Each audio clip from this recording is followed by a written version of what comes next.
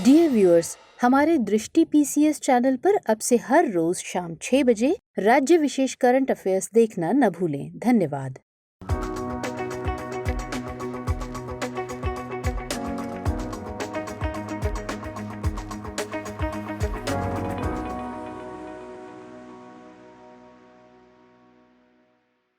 नमस्कार, दृष्टि आईएएस के टुडेज जीके प्रोग्राम में आपका स्वागत है। शुरुआत करेंगे पिछले सेशन के रिकैप से। पहला प्रश्न था, निम्नलिखित कथनों पर विचार कीजिए। 1. भारतीय संविधान की छठी अनुसूची जनजातियों को स्वायत्त जिला परिषदों यानी एडीसीज के माध्यम से विधायी और कार्यकारी शक्तियों का प्रयोग करने की स्वतंत्रता प्रदान करती है। 2. प्रत्येक एडीसी में 45 से अधिक सदस्यों की अनुमति नहीं है, ये सभी सीधे चुने जाते हैं। 3. छठी अनुसूचित वाले क्षेत्रों में कानून राज्य के राज्यपाल के अनुमोदन के आधार पर ही लागू हो सकते हैं या नहीं। उपरोक्त कथनों में से कौन सा यहाँ से सही है या फिर है? इसका सही जवाब था केवल 1 और 3। अगला प्रश्न था, समुद्री क्षेत्रों यानी मैरीटाइम जोन्स के संदर्भ में निम्नलिखित कथनों पर विचार कीजिए। 1. टेरिटोरियल सी अपनी आधार रेखा से समुद्र की ओर 12 नॉटिकल मील यानी एनएम तक फैला हुआ है। 2. सन्निहित क्षेत्र यानी कॉन्टिजियस जोन प्रादेशिक समुद्र और हाई सीज के बीच एक मध्यवर्ती क्षेत्र है। उपरोक्त कथनों में से कौन सा यहाँ से सही है या फिर है? इसका सही जवाब था 1 और 2 दोनों। अगला प्रश्न था, लॉग 4 शेल भेद्यता यानी वल्नरेबिलिटी के संबंध में निम्नलिखित कथनों पर विचार कीजिए। 1. भेद्यता यानी वल्नरेबिलिटी एक ओपन सोर्स लॉगिंग लाइब्रेरी पर आधारित है। 2. यह हमलावरों को लक्षित कंप्यूटर पर दूर से ही कोड एग्जीक्यूट करने की अनुमति देता है। उपरोक्त कथनों में से कौन सा यहाँ से सही है या फिर है? इसका सही जवाब था 1 और 2 दोनों। अगला प्रश्न था, निम्नलिखित कथनों पर विचार कीजिए। 1. विजय दिवस कारगिल युद्ध में भारतीय सशस्त्र बलों की जीत का प्रतीक है। 2. भारतीय सेना और मुक्ति वाहिनी की सहयोगी सेनाओं ने कारगिल युद्ध में पाकिस्तान को हराया था। उपरोक्त में से कौन सा यहाँ से कथन सही है या फिर है? इसका सही जवाब था ना तो 1 और ना ही 2। अगला प्रश्न था, निम्नलिखित कथनों पर विचार कीजिए। 1. ट्रिब्यूनल को 42वें संवैधानिक संशोधन अधिनियम 1976 के माध्यम से लाया गया था। 2. भारतीय संविधान का अनुच्छेद 323B प्रशासनिक न्यायाधिकरणों से संबंधित है। उपरोक्त कथनों में से कौन सा यहाँ से सही है या फिर है? इसका सही जवाब था केवल 1। अगला प्रश्न था, प्रधानमंत्री कृषि सिंचाई योजना के संबंध में निम्नलिखित कथनों पर विचार करें। 1. यह एक केंद्र प्रायोजित योजना है। 2. इसे 2017 में लॉन्च किया गया था। 3. इसका एक उद्देश्य सूक्ष्म सिंचाई यानी प्रेसिशन इरिगेशन को अपनाने में वृद्धि करना है। उपरोक्त कथनों में से कौन सा यहाँ से सही है या फिर है? इसका सही जवाब था केवल 1 और 3। अगला प्रश्न था, मानवता की अमूर्त सांस्कृतिक विरासत यानी ICH की सूची के संबंध में निम्नलिखित कथनों पर विचार करें। 1. दुर्गा पूजा को मानवता की अमूर्त सांस्कृतिक विरासत की प्रतिनिधि सूची में शामिल किया गया है। 2. यह मानवता के यूनेस्को ICH के रूप में मान्यता प्राप्त करने वाला एशिया का पहला त्योहार है। उपरोक्त कथनों में से कौन सा यहाँ से सही है या फिर है? इसका सही जवाब था 1 और 2 दोनों। अगला प्रश्न था, निम्नलिखित में से किस राज्य को फ्लावर ऑन लॉफ्टी हाइट और ज्वेल ऑफ इंडिया के नाम से जाना जाता है? इसका सही जवाब था मणिपुर। अगला प्रश्न था, अंतर्राष्ट्रीय परमाणु ऊर्जा एजेंसी के संबंध में निम्नलिखित कथनों पर विचार कीजिए। 1. यह एक स्वतंत्र अंतर्राष्ट्रीय संगठन है जो वार्षिक रूप से केवल संयुक्त राष्ट्र सुरक्षा परिषद को रिपोर्ट करता है। 2. दुनिया में शांति और स्थिरता बनाए रखने के अपने काम के बावजूद इसे कभी भी नोबेल शांति पुरस्कार से सम्मानित नहीं किया गया है। ऊपर दिए गए कथनों में से कौन सा यहाँ से सही है या फिर है? इसका सही जवाब था ना तो 1 और ना ही 2। अंतिम प्रश्न था, open hearing and camp sitting निम्नलिखित में से किस मंत्रालय या संगठन की एक पहल है? इसका सही जवाब था राष्ट्रीय मानवाधिकार आयोग। शुरुआत करते हैं आज के सेशन की। सबसे पहले देखेंगे अभ्यास प्रश्न। चिनाब नदी के संबंध में निम्नलिखित कथनों पर विचार करें। 1. यह लघु हिमालय यानी लेसर हिमालय से निकलती है। 2. यह जम्मू और कश्मीर एवं पंजाब से होकर बहती है। 3. पोंग बांध चिनाब नदी पर बना है। उपरोक्त कथनों में से कौन सा यहाँ से सही है या फिर है? केवल 1 और 2, केवल 2, केवल 1 और 3 या फिर 1, 2 और 3? इसका सही जवाब है ऑप्शन बी, केवल 2। हालिया दिनों में जम्मू शहर और इसके बाहरी इलाकों में पीने योग्य पानी की कमी को दूर करने के लिए चिनाब नदी के पानी का उपयोग करने वाली परियोजना पर बातचीत चल रही है। चिनाब नदी हिमाचल प्रदेश राज्य के लाहौल और स्पीति जिले में ऊपरी हिमालय से निकलती है, अतः कथन एक सही नहीं है। यह नदी दो नदियों चंद्रा और भागा के संगम से बनती है। भागा नदी सूर्यताल झील से निकलती है। यह झील हिमाचल प्रदेश में बारालाचाला दर्रे से कुछ किलोमीटर दूर पश्चिम में स्थित है। चंद्रा नदी भी इसी दर्रे से चंद्रताल के पास के पूर्वी ग्लेशियरों से निकलती है। सिंधु नदी में बहने से पहले चिनाब जम्मू कश्मीर के जम्मू क्षेत्र से होकर पंजाब, पाकिस्तान के मैदानी इलाकों में बहती है, अतः कथन दो सही है। चिनाब पर कुछ महत्वपूर्ण परियोजनाएं और बांध हैं। सलाल बांध रियासी के पास बना hydro electric power plant, Dulhasti hydro electric plant Kishtwar जिले में बिजली परियोजना और किश्तवाड़ जिले में एक सहायक नदी मरुसागर पर बना पाकल दुल बांध जो कि निर्माणाधीन है। पोंग बांध ब्यास नदी पर बना है, अतः कथन 3 सही नहीं है। तो इस तरह इस प्रश्न का सही जवाब है ऑप्शन बी, केवल 2। हमारे वीडियो अंग्रेजी में देखने के लिए फॉलो करें हमारा ही दूसरा यूट्यूब चैनल दृष्टि IAS इंग्लिश। आज के सेशन का पहला प्रश्न है, आपराधिक मामलों में पारस्परिक कानूनी सहायता संधि के संदर्भ में निम्नलिखित कथनों पर विचार कीजिए। 1. यह हस्ताक्षर करने वाले देशों के बीच आपराधिक मामलों में सबूत और सूचनाओं के आदान प्रदान की अनुमति देता है। 2. विदेश मंत्रालय आपराधिक कानून के मामलों में पारस्परिक कानूनी सहायता प्राप्त करने और प्रदान करने के लिए नोडल मंत्रालय है। 3. भारत पोलैंड के साथ एक पारस्परिक कानूनी सहायता संधि में शामिल हुआ है। उपरोक्त कथनों में से कौन सा यहाँ से सही है या फिर है? केवल 1 और 2, केवल 1 और 3, केवल 3 या फिर 1, 2 और 3? इसका सही जवाब है ऑप्शन बी, केवल 1 और 3। आपराधिक मामलों में पारस्परिक कानूनी सहायता संधियां यानी MLATs अंतर्राष्ट्रीय सहयोग और सहायता प्रदान करने के लिए देशों के बीच की गई द्विपक्षीय संधियां होती हैं। ये समझौते हस्ताक्षर करने वाले देशों के बीच आपराधिक मामलों में सबूत और सूचनाओं के आदान प्रदान की अनुमति देते हैं, अतः कथन 1 सही है।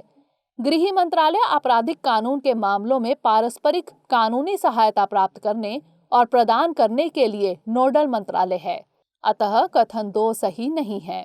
विदेश मंत्रालय इस प्रक्रिया में तब शामिल हो सकता है जब मंत्रालयों द्वारा राजनयिकों के माध्यम से अनुरोध भेजा जाए।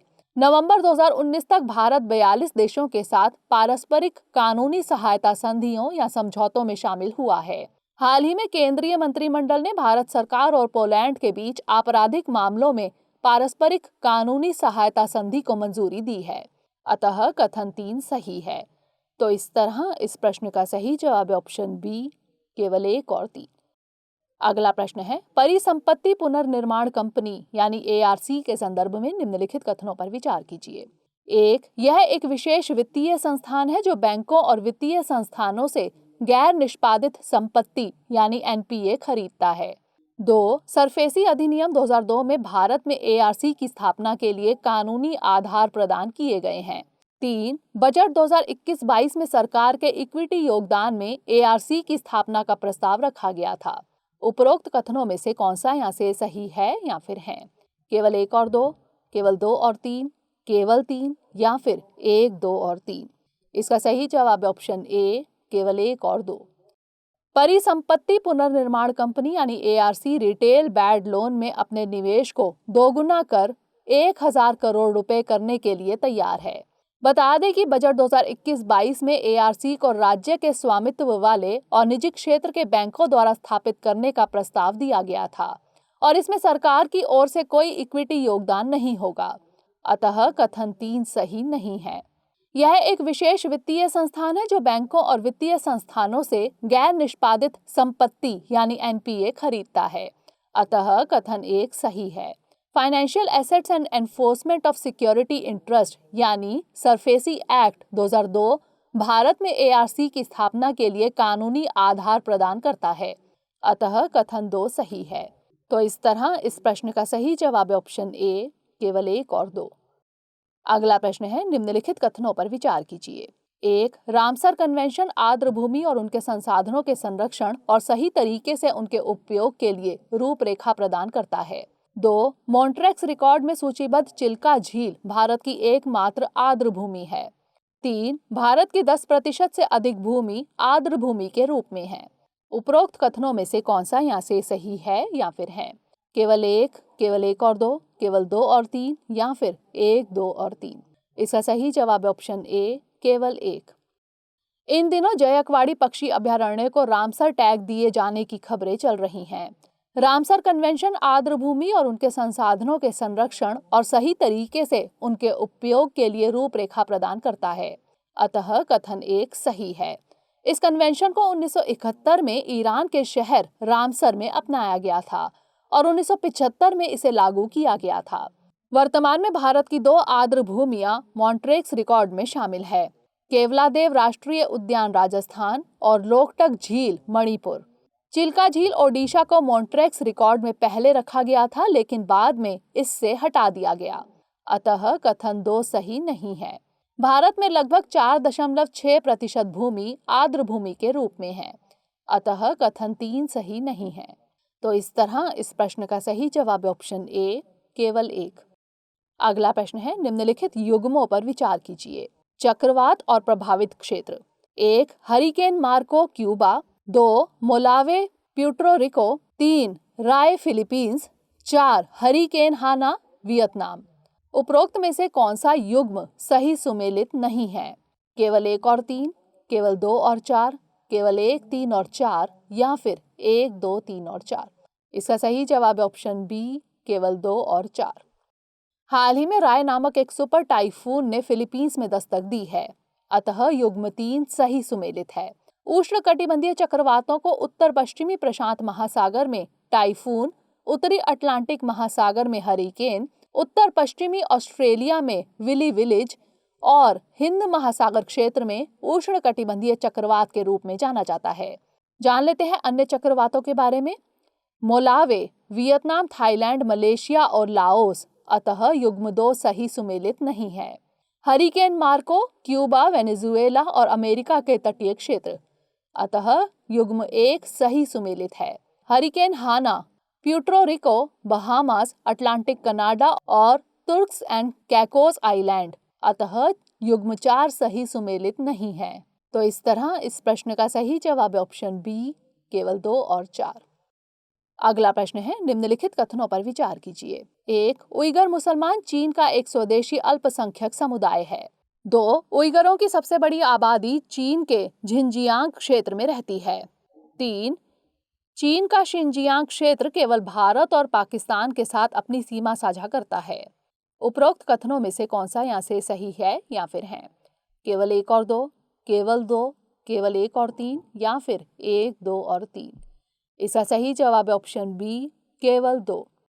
बिडेन प्रशासन ने उइगर मुसलमानों के मानवाधिकारों के हनन की वजह से चीन की कई बायोटेक व निगरानी कंपनियों और सरकारी संस्थाओं आदि पर नए प्रतिबंध लगाए हैं। बता दें कि उइगर मुख्य रूप से मुस्लिम अल्पसंख्यक तुर्क जातीय समूह है। इनकी उत्पत्ति मध्य और पूर्व एशिया में मानी जा सकती है। उइगरों को चीन में आधिकारिक तौर पर मान्यता प्राप्त 55 जातीय अल्पसंख्यक समुदायों में से एक माना जाता है। हालांकि चीन उइगर समुदाय को केवल एक क्षेत्रीय अल्पसंख्यक के रूप में मान्यता देता है, न कि एक स्वदेशी समूह के रूप में, अतः कथन 1 सही नहीं है। वर्तमान में उइगर जातीय समुदाय की सबसे बड़ी आबादी चीन के झिंजियांग क्षेत्र में निवास करती है, अतः कथन 2 सही है। उइगरों की एक छोटी आबादी उज्बेकिस्तान, किर्गिस्तान और कजाकिस्तान में भी रहती है। बता दें कि झिंजियांग प्रांत भारत, पाकिस्तान, रूस, मंगोलिया और अफगानिस्तान सहित 8 देशों के साथ सीमा साझा करता है, अतः कथन 3 सही नहीं है। तो इस तरह इस प्रश्न का सही जवाब है ऑप्शन बी, केवल 2। अगला प्रश्न है, अखिल भारतीय महापौर सम्मेलन के संबंध में निम्नलिखित कथनों पर विचार कीजिए। 1, इसका आयोजन शहरी विकास विभाग उत्तर प्रदेश द्वारा किया जा रहा है। 2, सम्मेलन की थीम न्यू अर्बन इंडिया है। उपरोक्त कथनों में से कौन सा यहाँ से सही है या फिर है? केवल 1, केवल 2, दोनों 1 और 2 या फिर ना तो 1 और ना ही 2? इसका सही जवाब है ऑप्शन सी, दोनों एक और दो, यानी दोनों कथन सही हैं। हाल ही में प्रधानमंत्री नरेंद्र मोदी ने वाराणसी में अखिल भारतीय महापौर सम्मेलन यानी ऑल इंडिया मेयर्स कॉन्फ्रेंस का शुभारंभ किया। इस सम्मेलन का आयोजन शहरी विकास विभाग उत्तर प्रदेश द्वारा किया गया, अतः कथन एक सही है। इस सम्मेलन की थीम न्यू अर्बन इंडिया है, अतः कथन 2 भी सही है। तो इस तरह इस प्रश्न का सही जवाब है ऑप्शन सी, दोनों एक और दो। अगला प्रश्न है, भारत में प्रत्यक्ष विदेशी निवेश के संबंध में निम्नलिखित कथनों पर विचार कीजिए। 1. भारत ने 2020-21 में अब तक का सबसे अधिक वार्षिक प्रत्यक्ष विदेशी निवेश यानी FDI इनफ्लो दर्ज किया है। 2. सेवा, व्यापार और दूरसंचार क्षेत्र FDI इनफ्लो के सबसे बड़े हिस्से रहे। उपरोक्त कथनों में से कौन सा यहाँ से सही नहीं है या फिर है? केवल एक, केवल दो, दोनों एक और दो, या फिर ना तो एक और ना ही दो। इसका सही जवाब है ऑप्शन बी, केवल 2। भारत ने 2020-21 में 81.97 बिलियन डॉलर का वार्षिक FDI दर्ज किया है। यह अब तक का सबसे अधिक वार्षिक प्रत्यक्ष विदेशी निवेश यानी FDI है, अतः कथन एक सही है। वाणिज्य और उद्योग मंत्रालय के मुताबिक बीते 7 वित्तीय वर्षों में FDI इनफ्लो 440 बिलियन डॉलर से अधिक रहा है, जो बीते 21 वित्तीय वर्षों में कुल FDI इनफ्लो का लगभग 58% है। 2014 से 2021 के दौरान जिन शीर्ष 5 देशों से FDI इक्विटी इनफ्लो हुआ है वे हैं सिंगापुर, मॉरिशस, USA, नीदरलैंड और जापान। कंप्यूटर सॉफ्टवेयर और हार्डवेयर क्षेत्र ने FDI इनफ्लो का सबसे बड़ा हिस्सा हासिल किया। इसके बाद सेवा, व्यापार और दूरसंचार का स्थान आता है, इसलिए कथन 2 सही नहीं है। तो इस तरह इस प्रश्न का सही जवाब है ऑप्शन बी, केवल 2। अगला प्रश्न है, निम्नलिखित में से किस राज्य या केंद्र शासित प्रदेश ने खेल नर्सरी योजना शुरू की है? दिल्ली, हरियाणा, हिमाचल प्रदेश या फिर चंडीगढ़? इसका सही जवाब है ऑप्शन बी, हरियाणा। हरियाणा सरकार ने राज्य में खेलों को बढ़ावा देने के लिए खेल नर्सरी योजना की शुरुआत की है। खेल और युवा मामलों के राज्य मंत्री संदीप सिंह ने इस योजना की घोषणा की। योजना के तहत सरकारी, निजी शिक्षण संस्थानों और निजी खेल संस्थानों में खेल नर्सरी शुरू की जाएगी, इसलिए विकल्प बी सही है। तो इस तरह इस प्रश्न का सही जवाब है ऑप्शन बी, हरियाणा। अगला प्रश्न है, भारत फ्रांस रक्षा संबंधों के संदर्भ में निम्नलिखित कथनों पर विचार कीजिए। 1. दोनों देशों ने 1983 में संयुक्त नौसैनिक अभ्यास वरुण का शुभारंभ किया था। 2. भारत द्वारा ओरागन विमान यानी ओरागन एयरक्राफ्ट खरीदने के साथ ही फ्रांस के साथ रक्षा सहयोग की शुरुआत हुई। उपरोक्त कथनों में से कौन सा यहाँ से सही है या फिर है? केवल एक, केवल दो, दोनों एक और दो, या फिर ना तो एक और ना ही दो? इसका सही जवाब है ऑप्शन सी, दोनों एक और दो, यानी दोनों कथन सही हैं। भारत और फ्रांस के बीच तीसरी वार्षिक रक्षा वार्ता का आयोजन आज नई दिल्ली में किया गया। रक्षा मंत्री राजनाथ सिंह अपनी फ्रांसीसी समकक्ष फ्लोरेंस पार्ली के साथ इस बैठक में हिस्सा लेंगे। जान लेते हैं भारत फ्रांस रक्षा संबंधों के बारे में। भारत ने 1950 के दशक में ओरागन एयरक्राफ्ट को खरीदा था। इसके बाद से ही भारत फ्रांस रक्षा संबंधों की शुरुआत हुई। 2000 में भारत ने मिस्टेरेस, जगुआर, एंग्लो फ्रेंच मिराज हासिल किया, अतः कथन 2 सही है। दोनों देशों ने 1983 में संयुक्त नौसैनिक अभ्यास वरुण का शुभारंभ किया था, अतः कथन 1 सही है। यह पहला ऐसा पश्चिमी देश है जिसके साथ भारत ने सामरिक साझेदारी स्थापित की। 1998 के परमाणु परीक्षणों के बाद फ्रांस ऐसा पहला देश है जिसके साथ भारत ने सामरिक वार्ता शुरू की। तो इस तरह इस प्रश्न का सही जवाब है ऑप्शन सी, दोनों एक और दो। अंतिम प्रश्न है, ममानी महोत्सव के संदर्भ में निम्नलिखित कथनों पर विचार कीजिए। 1. यह मणिपुर का एक पारंपरिक त्योहार है। 2. यह एक एथनिक फूड फेस्टिवल है। उपरोक्त कथनों में से कौन सा यहाँ से सही है या फिर है? केवल एक, केवल दो, दोनों एक और दो, या फिर ना तो एक और ना ही दो? इसका सही जवाब है ऑप्शन बी, केवल 2। 21 से 27 जनवरी 2022 तक के लिए लद्दाख में कारगिल शीतकालीन अभियान का तीसरा संस्करण शुरू किया जाएगा। जान लेते हैं ममानी फेस्टिवल के बारे में। कारगिल शीतकालीन अभियान में snow horse polo, soccer, cycling, skiing, ice hockey, पारंपरिक ममानी महोत्सव आदि जैसे दिलचस्प कार्यक्रम शामिल होंगे। अतः कथन 1 सही नहीं है। गौरतलब है कि कारगिल के लोग मौसमी एथनिक फूड फेस्टिवल ममानी और ट्रेडिशनल फूड फेस्टिवल पुरीक को मनाते हैं। यह फेस्टिवल सर्दियों के अंत और इसके बाद आने वाले नए मौसम की शुरुआत का जश्न मनाने के लिए मनाया जाता है, इसलिए कथन 2 सही है। इस मौके पर कारगिल के लोग पारंपरिक व्यंजन बनाते हैं। सभी व्यंजनों के साथ वे एक खास जगह चंगरा पर इकट्ठा होते हैं।